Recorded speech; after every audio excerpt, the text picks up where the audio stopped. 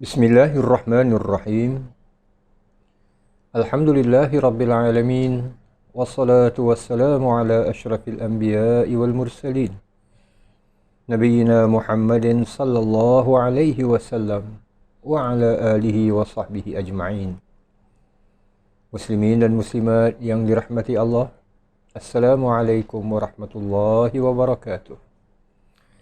Alhamdulillah, bersyukur kita ke hadrat Allah Subhanahu wa taala di atas segala curahan nikmat dan rahmat kepada kita. Dan selamat kita bertemu kembali dalam siaran di mana kita menghayati surah Al-Kahfi. Terima kasih di atas kesudian para jamaah bersama-sama.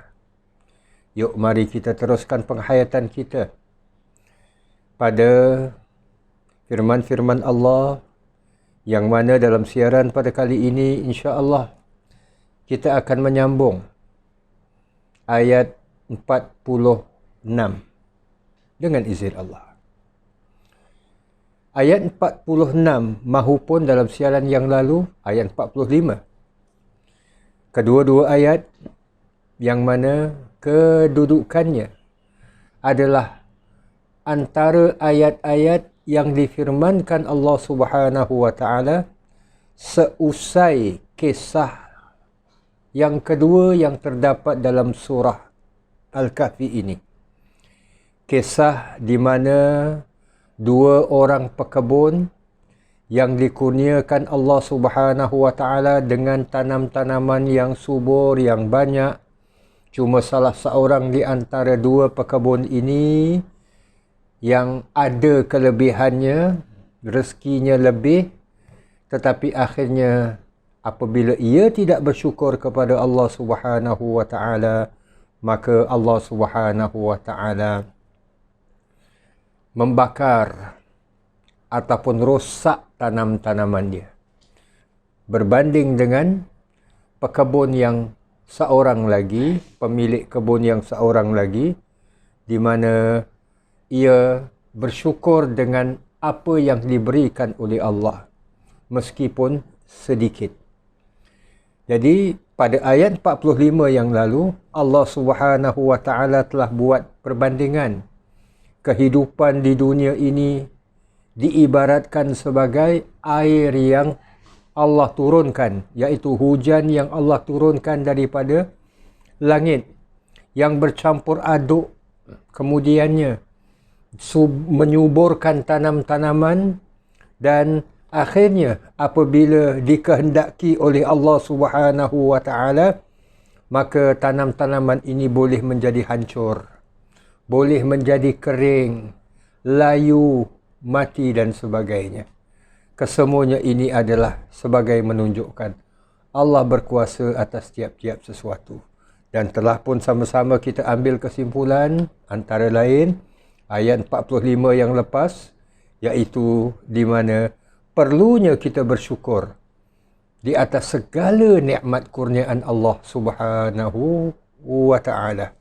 Sama ada sedikit atau banyak, kurniaan Allah ia adalah terbaik buat kita yang Allah Subhanahu wa taala tentukan. Izinkan saya jamaah dirahmati Allah kita sambung pada ayat 46 pula, ayat yang seterusnya.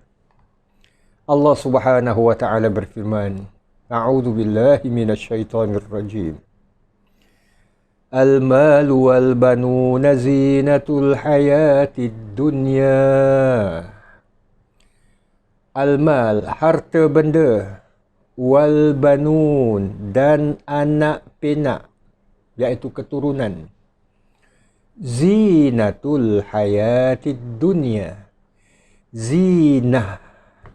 Zinah ini adalah perhiasan hidup di dunia. Wal baqiyatus salihatu khairun 'inda rabbika thawaba. Dan amal-amal soleh yang kekal, faedahnya itu lebih baik pada sisi Tuhanmu sebagai balasan, wa khairun amala, dan lebih baik sebagai asas yang memberi amala, yang memberi harapan.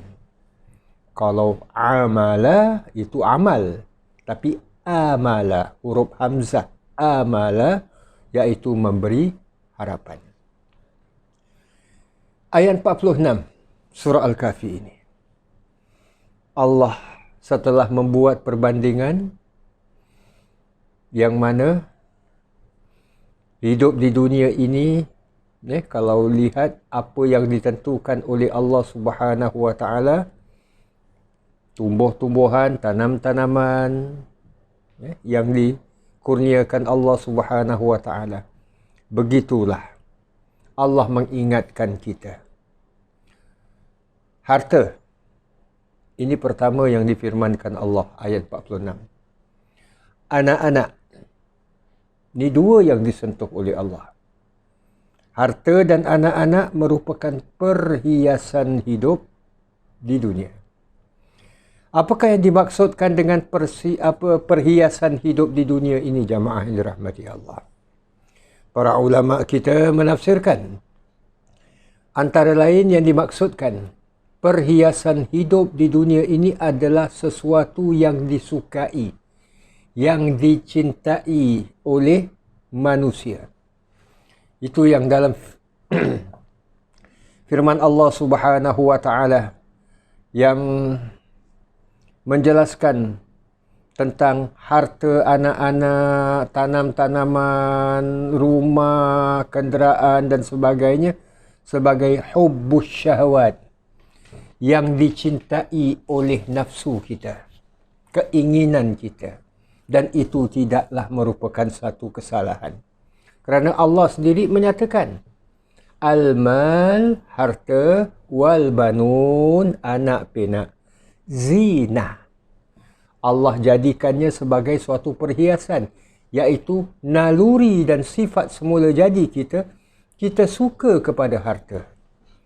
Kita sayang kepada keturunan kita, kepada anak-anak kita, cucu-cucu kita. Ini adalah merupakan lumrah yang Allah Subhanahu Wa Taala berikan. Tabiat semula jadi yang Allah Subhanahu Wa Taala kurniakan, tanamkan, yang ada pada makhluk yang bernama manusia. Hatta bukan manusia saja pun, haiwan pun sayangkan anak. Bak kata pepatah orang-orang kita, harimau pun dia tak makan anak, sebagainya kan. Jadi jamaah yang dirahmati Allah, harta. Apakah itu harta? Harta ni adalah sesuatu apa yang bernilai. Tak semestinya wang ringgit saja. Apa saja yang boleh dinilai. So, kalau rumah boleh dinilai, ia adalah sebahagian daripada harta. Tanah boleh dinilai, sebahagian daripada harta. Bahkan apa jua pun, kenderaan kita dan sebagainya lah. Ini semua adalah harta. Kita lihat jamaah dirahmati Allah, kita luaskan sedikit kefahaman kita tentang harta ini sendiri untuk kita melihat prinsip-prinsip Islam tentang harta. Sebab ada orang yang memahami bahawa Islam menolak kepada kekayaan. Menolak kepada kekayaan. Cukuplah hidup dalam suasana kemiskinan. Syukur dengan apa yang Allah Subhanahu Wa Taala kurniakan. Ini terkadang membawa kepada kefahaman yang silap, yang boleh diperbetulkan. Yuk kita perhatikan jamaah yang dirahmati Allah. Beberapa prinsip harta dalam pandangan Islam. Pertamanya, segala apa yang ada di langit, yang ada di bumi, semuanya ini yang ada di alam ini termasuklah maaf cakap, diri kita ini juga adalah merupakan milik mutlak Allah. Segala-galanya, langit, bumi, bintang, bulan, gunung ganang, tanam-tanaman, laut, pantai, ini semua jamaah dirahmati Allah adalah milik mutlak kepunyaan Allah Subhanahu wa Ta'ala. Sebab itu, bila ia pemilikan ini Allah pinjamkan, ini tanah ini adalah tanah ya, secara official mungkin. Tertulis nama kita. Kita adalah pemilik tanah ini. Betul. Tapi hak mutlak adalah kepunyaan Allah. Kita hanya dititipkan, diamanahkan untuk menjaga, untuk mengolah, untuk mengawas amanah Allah Subhanahu wa Ta'ala ini dengan baik. Jadi segala apa yang ada di alam ini adalah hak mutlak Allah, termasuk apa yang dianggap harta oleh manusia. Apa yang dinamakan sebagai harta. Tanam-tanaman, ini harta aku umpamanya. So, itu juga kepunyaan Allah Subhanahu wa Ta'ala. Firman Allah Subhanahu wa Ta'ala dalam ayat yang selalu kita membacanya. Di penghujung surah Al-Baqarah. Ayat 284 surah Al-Baqarah. Allah berfirman, Lillahi ma fis samawati wa ma fil ard. Lillah, kepunyaan Allah. Ma fis samawati wa ma fil ard. Segala apa yang ada di langit dan segala apa yang ada di bumi. So, lillah, kepunyaan Allah. Ini yang pertama. Iaitu segala apa yang ada di langit, yang di bumi ini adalah kepunyaan Allah. Yang kedua, Islam mengajarkan kepada kita, harta adalah amanah, titipan Allah. Sebagai sarana, medium, atau tulang belakang kehidupan manusia untuk membangun tugas khalifah di muka bumi yang wajib disyukuri. Sekali lagi, harta adalah amanah titipan Allah. Ini macam kita sebutkan tadi.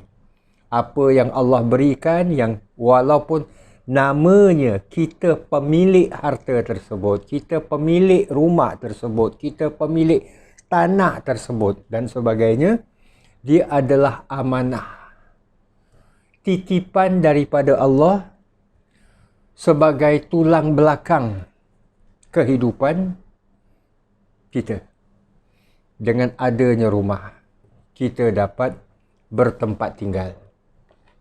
Umpamanya. Sebagai contoh, dengan adanya kenderaan, kita dapat menggunakan untuk kita pergi ke sana kemari, menjalankan tugas, mencari makan dan sebagainya. Akhirnya adalah untuk tujuan bagi membangun tugas kita sebagai khalifah di bumi Allah ini. Tugas kita sebagai khalifah. Khalifah ini bukan satu jawatan. Tapi suatu amanah. Ini yang perlu kita sedar jamaah yang dirahmati Allah.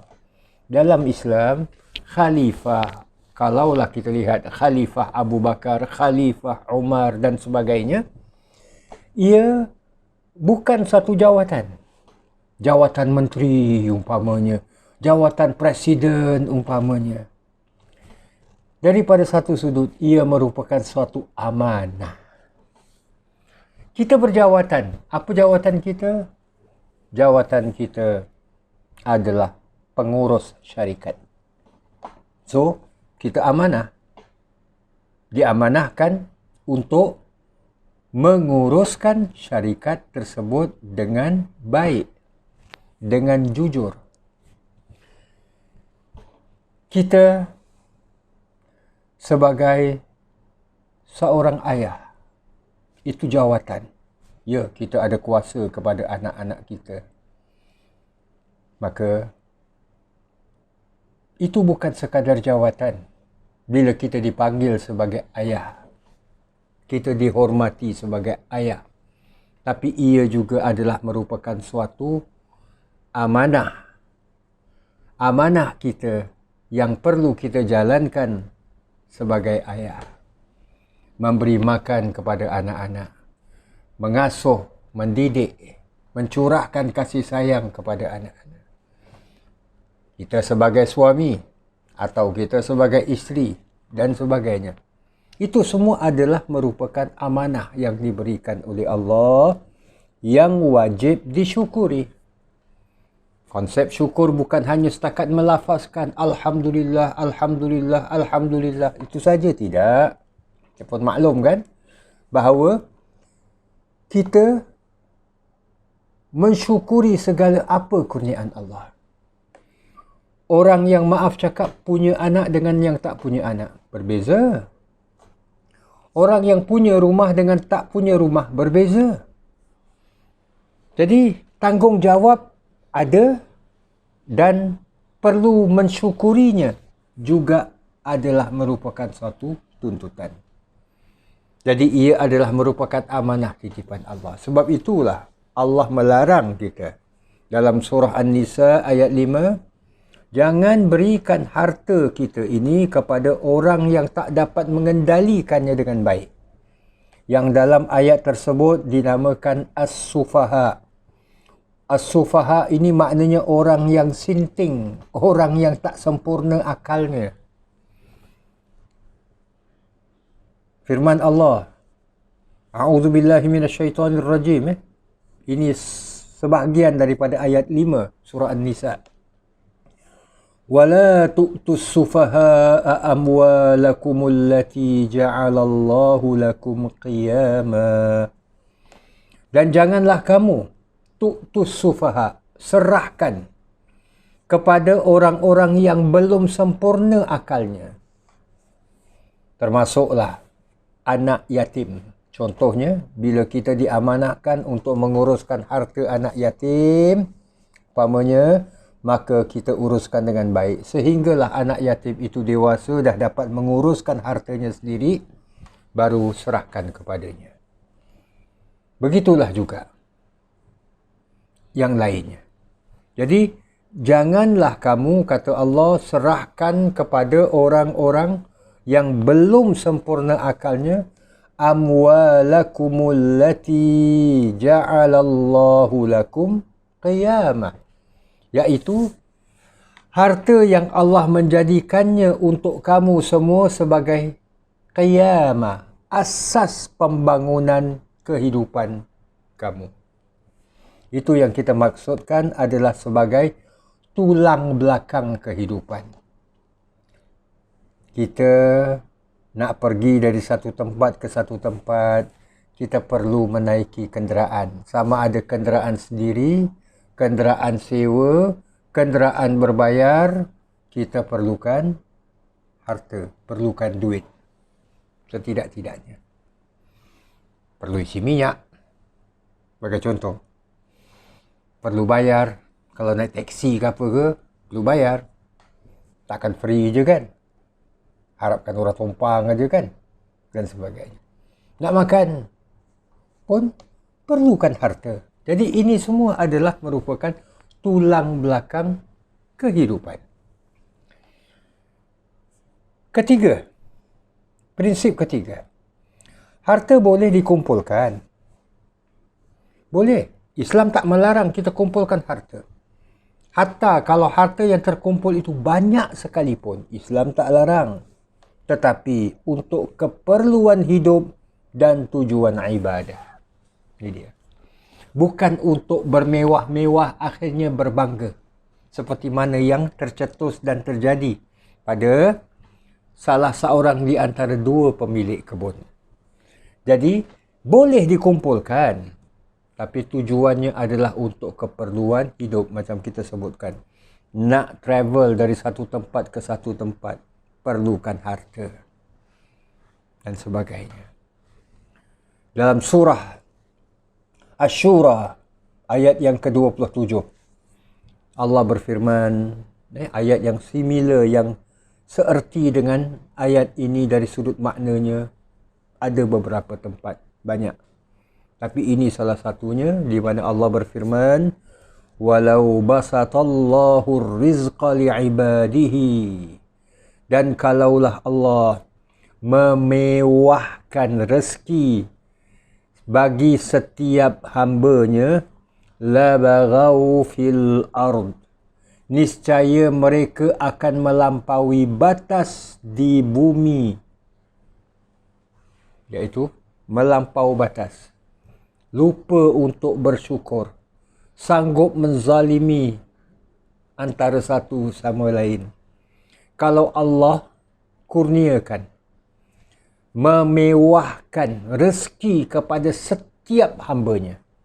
Sebab itu jamaah dirahmati Allah, rezeki kita berbeza-beza, kekayaan kita berbeza-beza. Tak semua orang tu sama saja. Ada yang lebih pendapatannya, ada yang kurang. Ada yang kaya, ada yang miskin. Allah tidak tetapkan semua miskin. Sebaliknya, Allah tidak tentukan semua itu kaya.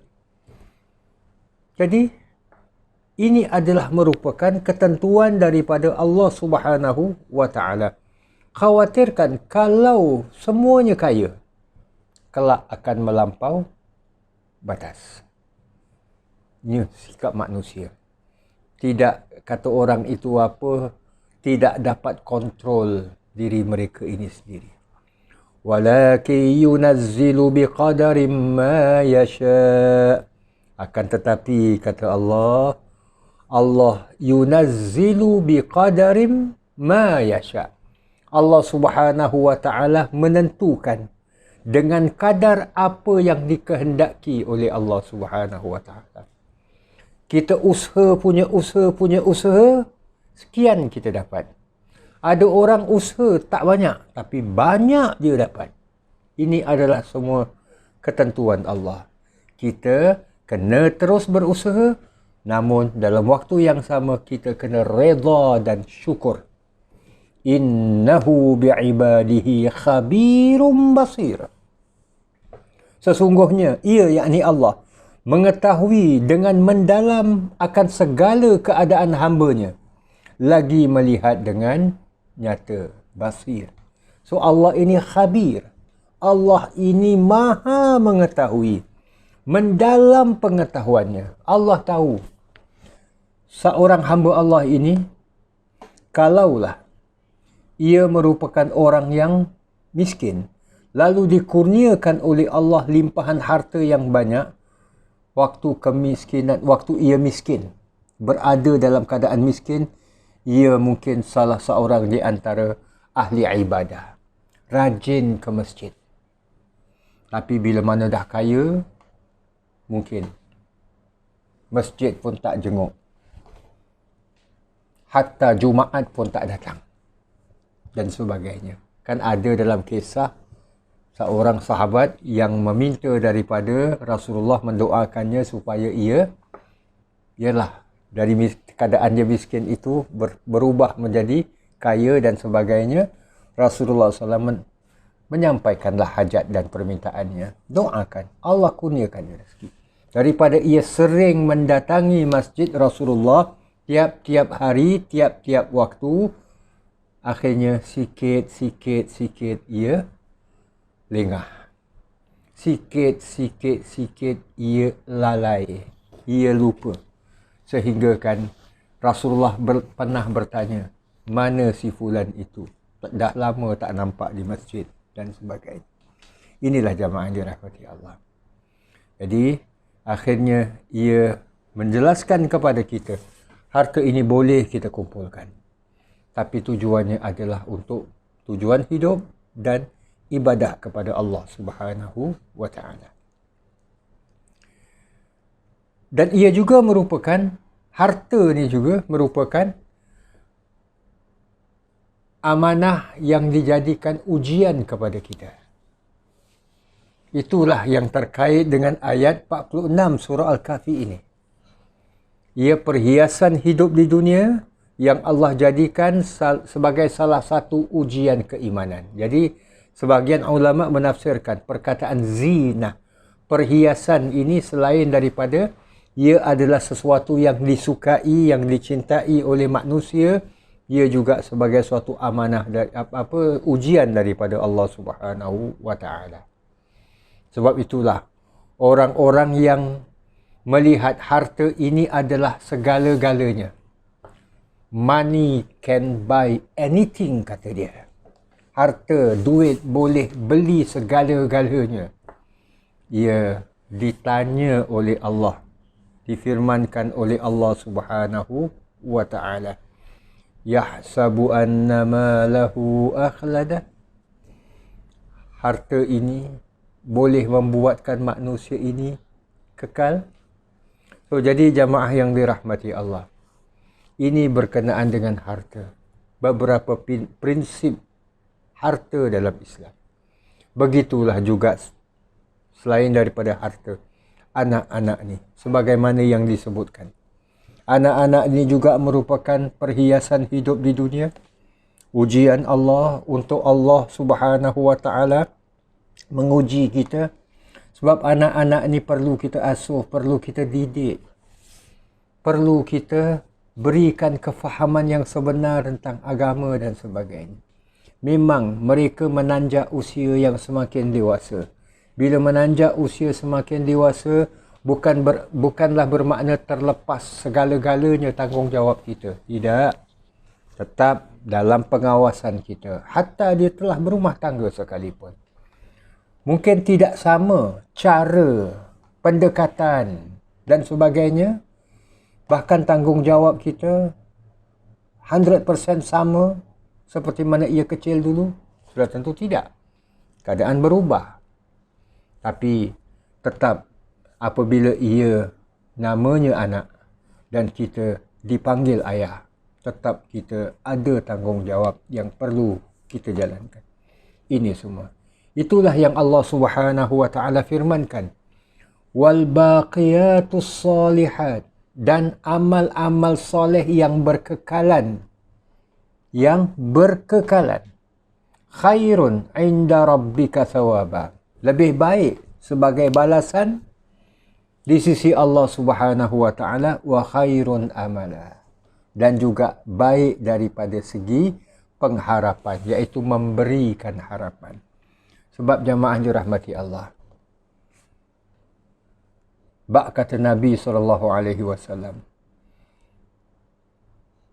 3 perkara yang akan ikut kita ke tanah perkuburan apabila kita mati nanti.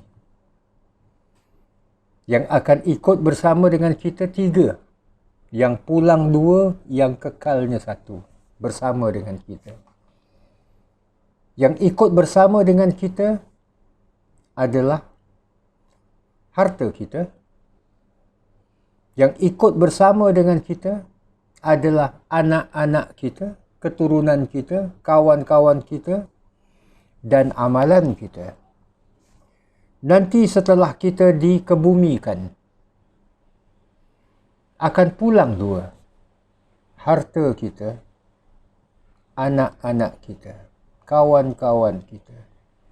Dan yang hanya kekal bersama dengan kita, tinggal bersama dengan kita adalah catatan amalan kita. Sebab itulah salah satu di antara amalan yang tidak akan terhenti walaupun kita telah mati, antaranya apa yang pernah disabdakan oleh Rasulullah sallallahu alaihi wasallam, 3 perkara yang tidak akan luput walaupun kita ini telah meninggal dunia, yang Allah Subhanahu wa taala sendiri jelaskan, wal baqiyatus salihat, amalan-amalan yang kekal balasannya, yang berterusan maksudnya. Apa dia? apa yang dikatakan oleh Rasulullah SAW dalam hadis yang biasa kita dengar, ia adalah sedekah jariah kita. Sedekah yang mana pahalanya berterusan. Ilmu yang dimanfaatkan, yang dikongsikan, yang diajarkan. Tak semestinya kita perlu bergelar ustaz, guru, pensyarah dan sebagainya. Tak perlu. Yang penting adalah ada di sana. Termasuklah didikan-didikan baik yang kita tinggalkan untuk anak-anak kita. Dan yang ketiganya, anak-anak yang soleh, yang mendoakan buat kita. Jadi jamaah dirahmati Allah, ini semua adalah berkekalan. Dan ia menjadi sebaik-baik pengharapan. Mudah-mudahan Allah Subhanahu wa taala perkenankan doa kita. Perkenankan segala apa yang kita minta dan dalam waktu yang sama mengkabulkan apa yang kita harapkan, iaitu kebaikan-kebaikan dunia dan akhirat.